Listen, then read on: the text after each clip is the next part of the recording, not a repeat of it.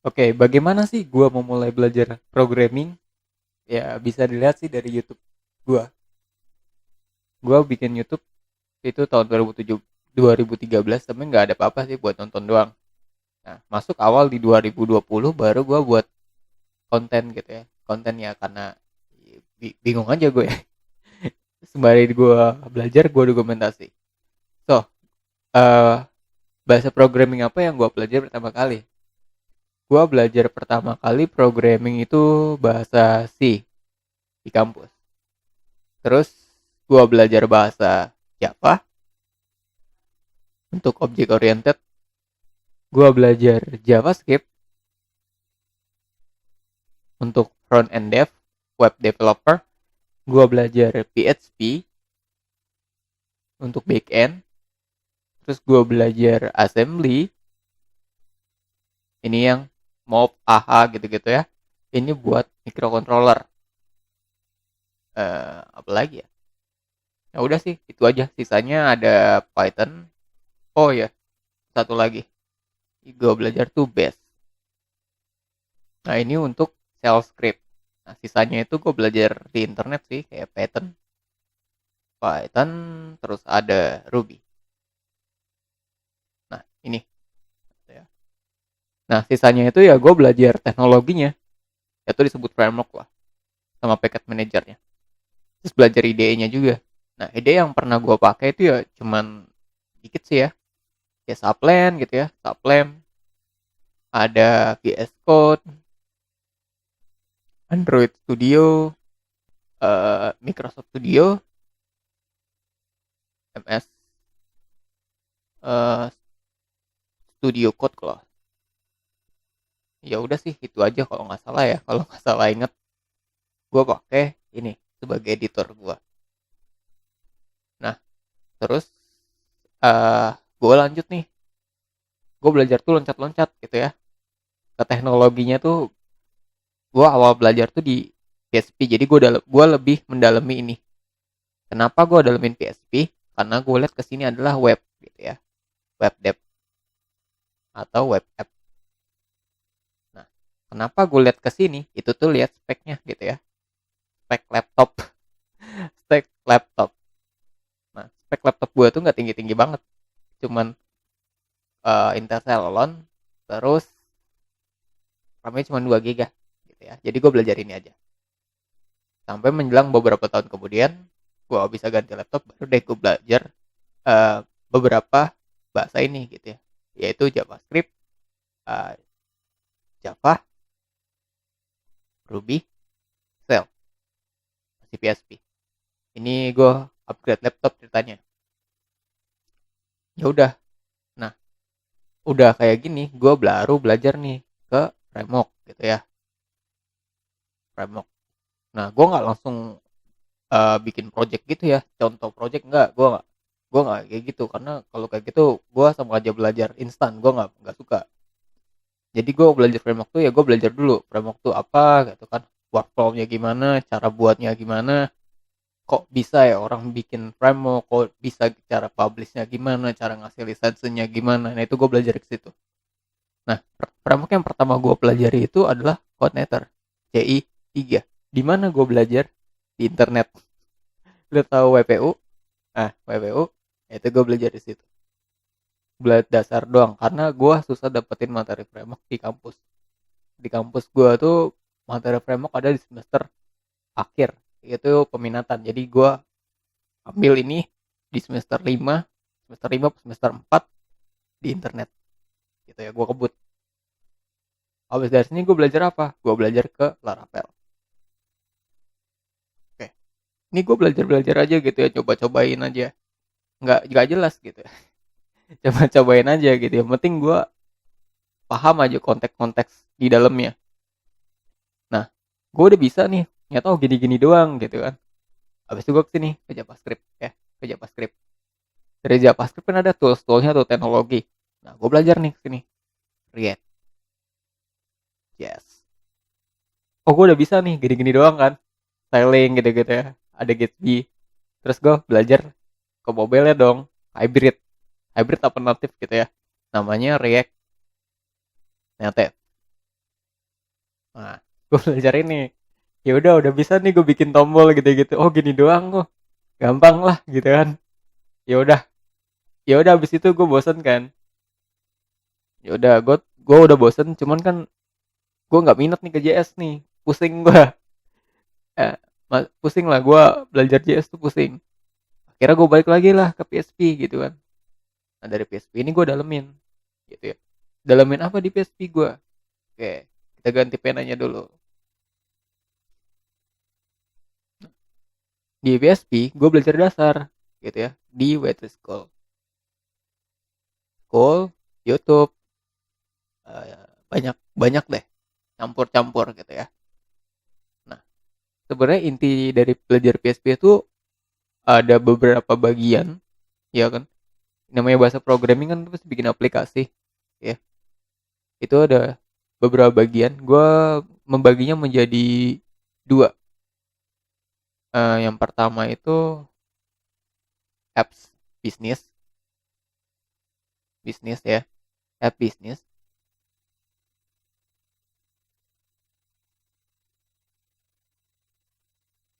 Nah, kedua itu uh, competitive programming. Oke, ini competitive programming. Ada dua. Jadi hal yang pertama gue lakukan adalah gue nggak ke competitive programming, tapi gue langsung nyoba ke app bisnis. Nah, di mana kalau app bisnis ini, ya misalnya contoh aplikasi lah, portal sekolah atau portal kampus, itu pasti nyimpan sesuatu kan, nyimpan suatu data. Nah, mau nggak mau, itu lu belajar materi lain, yaitu database. Nah, database kan banyak nih jenisnya nih. Ada dua kok, pastinya ada banyak mereknya. Ada Oracle, Postgre, gitu-gitulah. Nah, ini gue ambil MySQL, SQL, yang gratis. Kenapa? Yang gratis. Ya karena mau lo budget gitu ya, MySQL aja. Nah, ini gue belajar nih konsep relasi, ada table, ya, ada table, terus ada cascade, cara import gitu ya, cara import, export itu gimana, terus ada DBMS-nya juga kan, terus yang manajemennya itu apa aja. Nah ini gue belajar nih.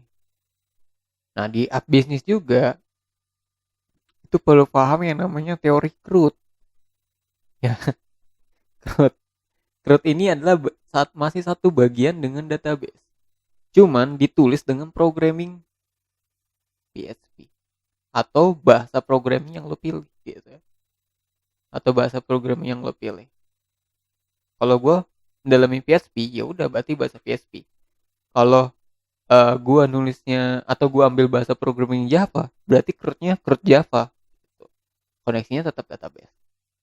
Nah di dalam app bisnis juga ini adalah fundamental, ya, fundamental. Asik, fundamental. Nah ini fundamental ini yang penting, gitu. Ini yang penting. Di dalam PHP itu programmingnya ini kita jauh dari struktur data, jadi nggak bahas struktur data. Ini bahas di bahasanya. Yang pertama yang perlu kita ketahui adalah variabel.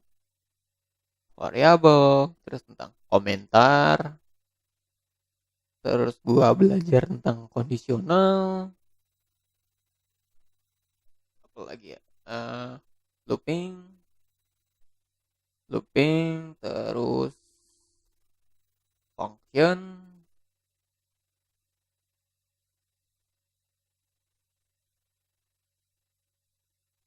apa lagi, ada yang ketinggalan nggak?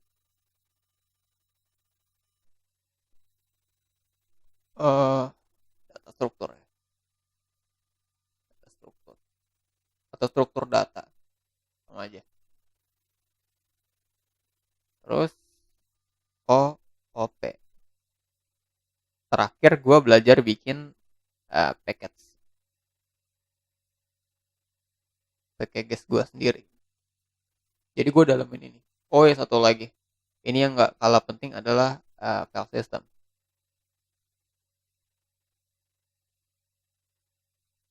Oke, kayak gini. Jadi materi dasarnya itu adalah ini. Yang gue pelajari variabel, komentar, conditional, looping, function gitu ya. Function itu ada dua, ada yang function variabel, ada function, ada anonymous function. Terus gue belajar struktur data, terus OOP ini materinya ada lagi ke sini ya. OOP itu materinya ada encapsulation, access modifier. Access modifier tuh yang public gitu ya, public, private gitu nama access modifier. Terus ada inheritance. Inheritance tuh yang ada tulisan extend gitu ya, extend itu inheritance. Apalagi tuh gua lupa gua namanya. Ada interface, kalau nggak salah interface ya interface. Terus ada abstraction, ada constructor, destructor, pokoknya banyak lah. Nah pokoknya ini ya, kenapa gue belajar basic ini gitu ya. Ya. Kalau teman-teman pernah cobain framework, nih kan gue pernah belajar framework di awal.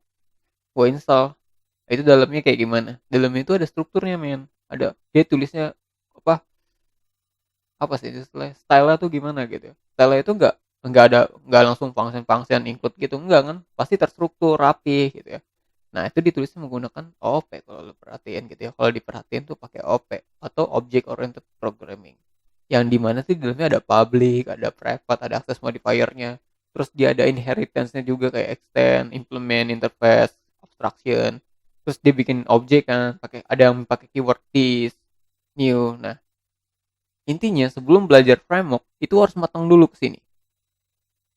Ini harus matang, wajib, wajib. Kalau nggak bisa, tiba-tiba ada error dasar ya, error basic, basic error nggak bisa baca error itu fatal, gitu ya. Semua framework itu sama, mau CI, mau Laravel, mau Symfony, kalau basic yang nggak bisa, ya udah fatal. Nah makanya gue putusin waktu itu belajar ke sini, fundamental sampai gue terbitin package gue sendiri kan di Composer, bisa install via Composer ini. Gue udah sini matangin. Oke, terus gue bahas yang bagian competitive programming nih. Gue hapus dulu nih. Ya. Oke, sekarang ke competitive programmingnya nih. Nah, kalau competitive programming ini dasarnya itu pasti perlu matematika dong, matematika, ada struktur data juga, data, dan ini jenis penulisan lain di dalam programming itu ada yang namanya recursion. Recursion atau disebut juga recursive. Nah, kayak gini.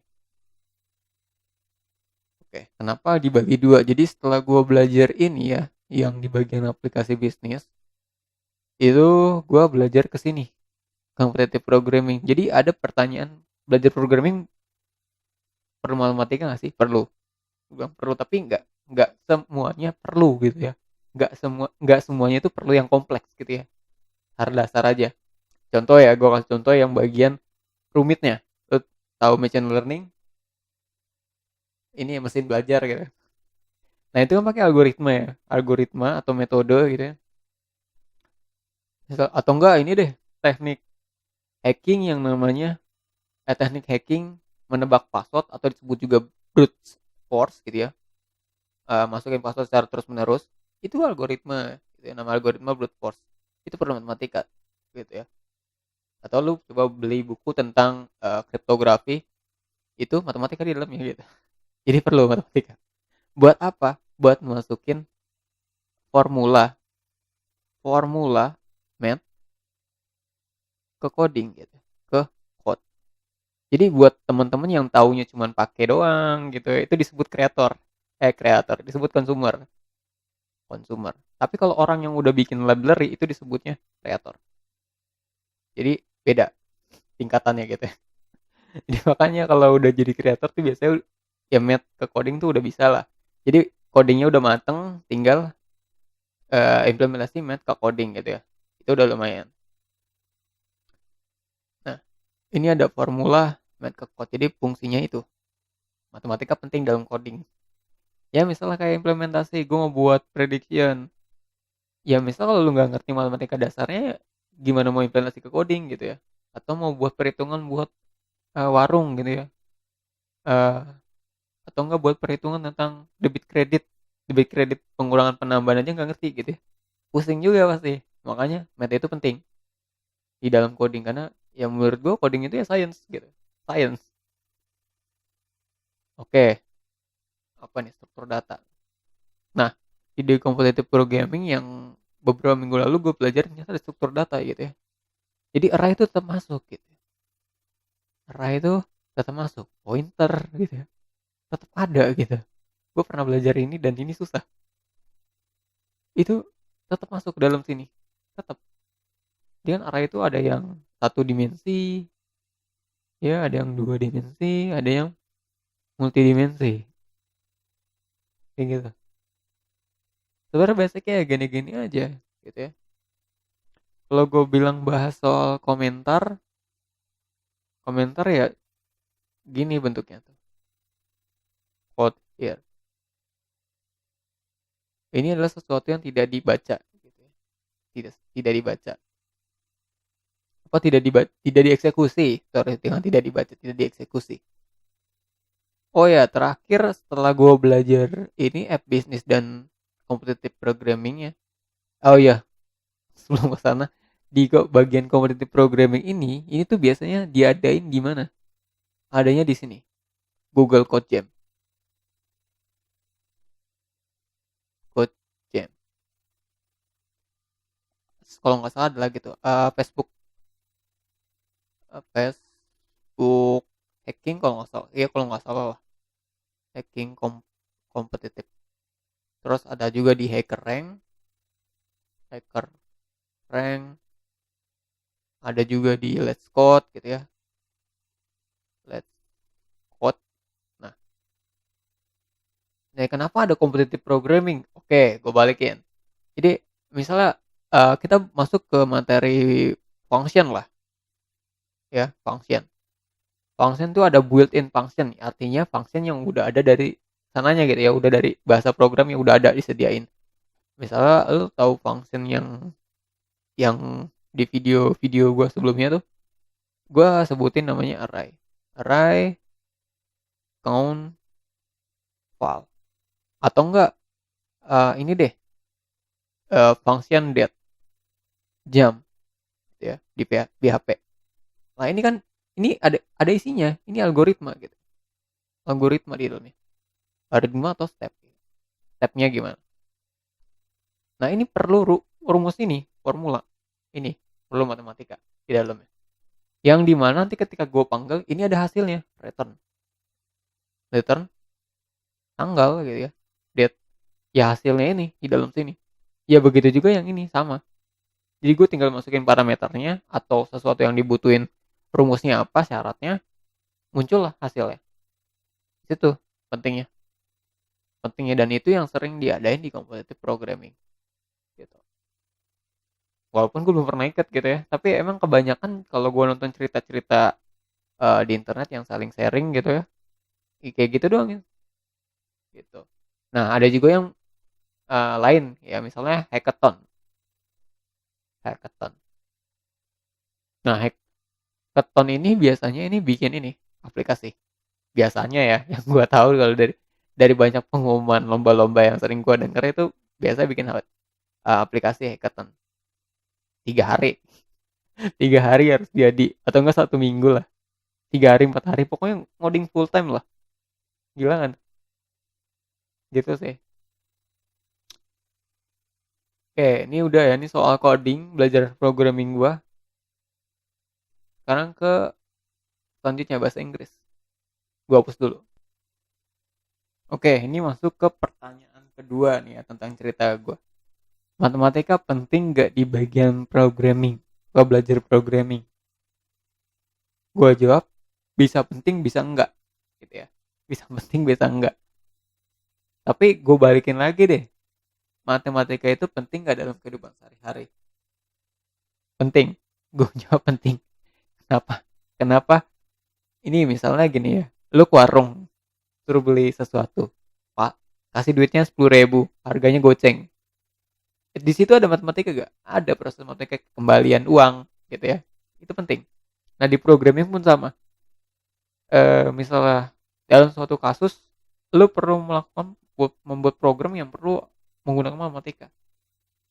Misal sistem kasir atau bikin algoritma yang menggunakan perhitungan kayak misal Kamin, KNN gitu ya, atau net bias dan lain-lain. Ada matematika nggak? Ada formulanya? Ada gitu ya. Jadi ya penting gitu ya. Matematika tuh penting. Walaupun ya itu kan secara scratch atau natifnya, secara instannya pun ada gitu ya. Misal lu nggak ngerti matematika gitu ya, pasti nggak ngerti secara export, itu library-nya ada. Misalnya yang gue pernah jelasin di video sebelumnya itu ada PHP ML. Ini tuh ada library machine learning ya, misalnya gue nyari uh, nearest gitu ya, ini udah ada uh, library-nya, jadi tinggal masukin parameternya apa, muncul hasilnya. Atau PHP Math, misalnya ada metode yang namanya linear algebra, ini juga tinggal masukin parameternya doang, terus muncul hasilnya. Atau teman-teman mungkin ada yang pernah pakai Python. Gua rasa gue bukan pengguna Python sih, tapi di Python tuh banyak library-nya kayak skitlearn gitu ya. Apalagi sih? Pandas. Terus ada OpenCV atau yang pengguna TensorFlow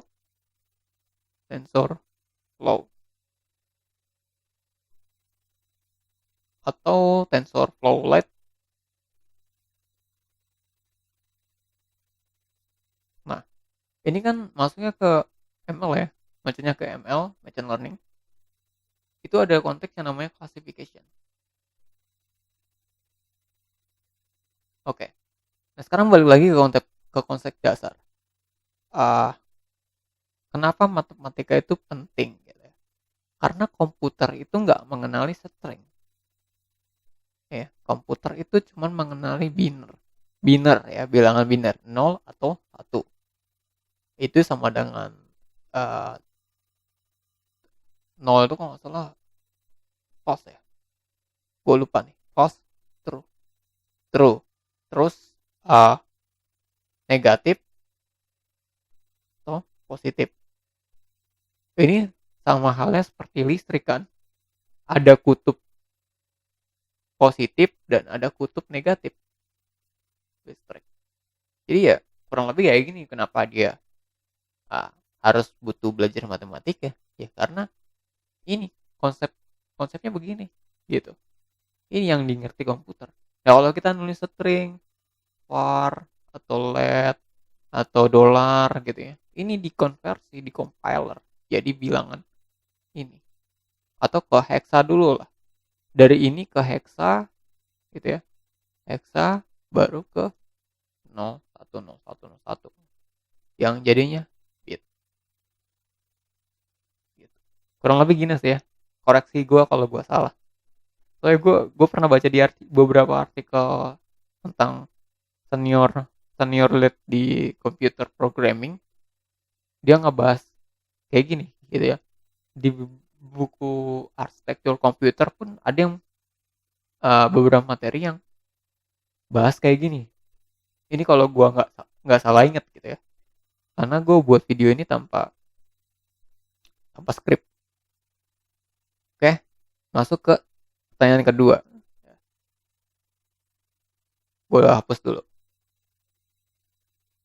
Oke, belajar bahasa Inggris wajibkah dalam programming? Gue bisa bilang wajib. Kenapa? Karena bahasa programming itu bukan lahir dari negara kita gitu, dari negara luar. Negara luar bahasanya apa? Inggris. Bahasa internasional bahasa Inggris. Jadi belajar bahasa Inggris itu bukan wajib tapi suatu keharusan gitu ya. Kalau lo dapat panggilan job di luar, kalau nggak bisa bahasa Inggris gimana? Susah juga kan. Tapi ya minimal ya, kalau gua nggak bisa nih, dari gua belajar nih ya, kalau gua nggak bisa bahasa Inggris ya gua Google Translate gitu ya. Ya minimal bisa buat baca uh, Dokumentasi. Jadi belajar bahasa Inggris penting itu buat apa? Dokumentasi.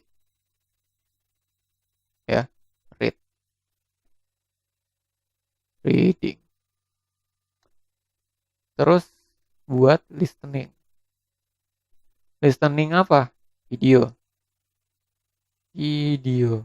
Kenapa? Video itu nggak cuman apa?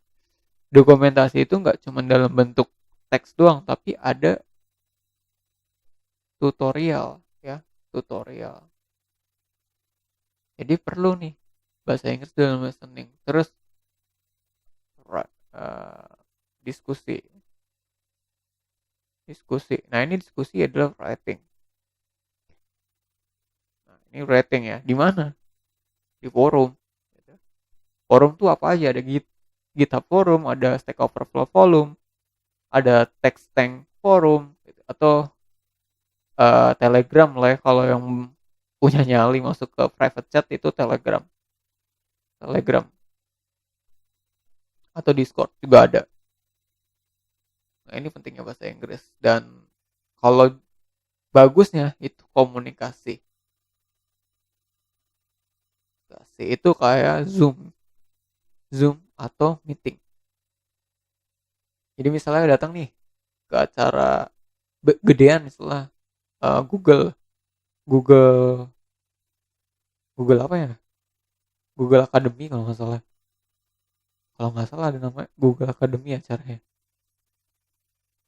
Atau enggak banyak lah kayak Tokopedia, Exchange, uh, acara-acara lainnya yang pasti pakai bahasa Inggris gitu ya.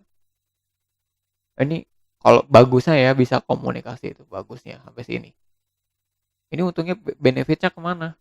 Ya bisa kalau dapat benefitnya ke job remote atau job onsite.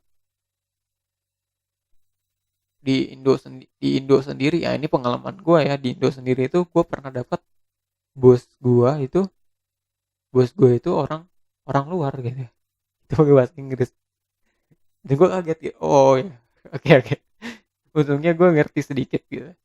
Nah gitu, jadi pentingnya bahasa Inggris buat komunikasi, baca dokumentasi, listening, diskusi, chatting gitu-gitu ya, tentang nanyain masalah gitu ya, masalah coding gitu ya, kayak gitulah. Jadi sih itu aja cerita gue tentang devlog, developer vlog. Thank you for watching and see you on next video. Dadah.